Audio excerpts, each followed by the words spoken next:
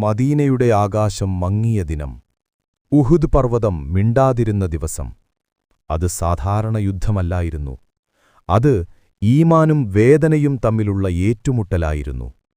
ഉഹുദിലെ സിംഹം ഹംസ റളിയല്ലാഹു അൻഹു, നബി സല്ലല്ലാഹു അലൈഹി വസല്ലമയുടെ പ്രിയപ്പെട്ട പിതൃസഹോദരൻ, ഇസ്ലാമിന്റെ അസദുല്ലാ, അല്ലാഹുവിന്റെ സിംഹം.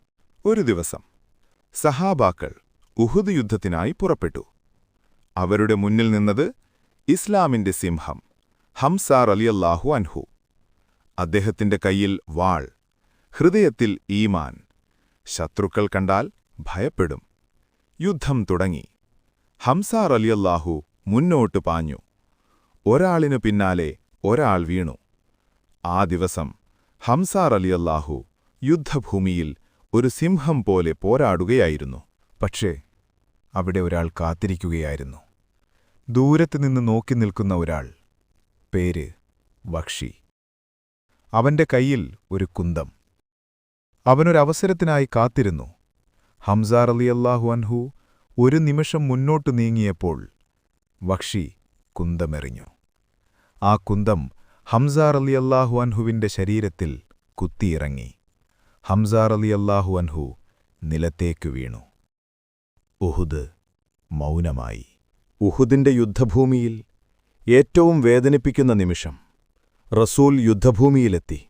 സഹിക്കാൻ കഴിഞ്ഞില്ല. കഠിനമായി മുറിവേറ്റ അവസ്ഥ. അന്ന് നബി സല്ലല്ലാഹു അലൈഹി വസല്ലമയുടെ ഹൃദയം പൊട്ടിയതുപോലെയായിരുന്നു. റസൂൽ കരഞ്ഞു. എനിക്ക് നിന്നേക്കാൾ പ്രിയപ്പെട്ട ഒരാളുമില്ല. അതൊരു നേതാവിന്റെ വേദനയല്ല, അതൊരു സഹോദരന്റെ കരച്ചിലായിരുന്നു. പക്ഷേ ഹംസ റളിയല്ലാഹു അൻഹു മരിച്ചില്ല. ഹംസ റളിയല്ലാഹു അൻഹു ഷഹീദായി. അതിനാലാണ് പിന്നീട് ഹംസ റളിയല്ലാഹു അൻഹുവിനെ വിളിച്ചത് സയ്യിദുശ്ശുഹദാ, ഷഹീദുകളുടെ നേതാവ്.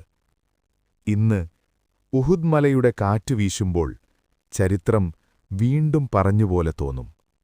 ഒരു സിംഹത്തിന്റെ കഥ. ഹംസ ഇസ്ലാമിനായി സ്വന്തം ജീവൻ പോലും ചെറുതായി കണ്ട ഒരു മഹത്തായ മനുഷ്യൻ.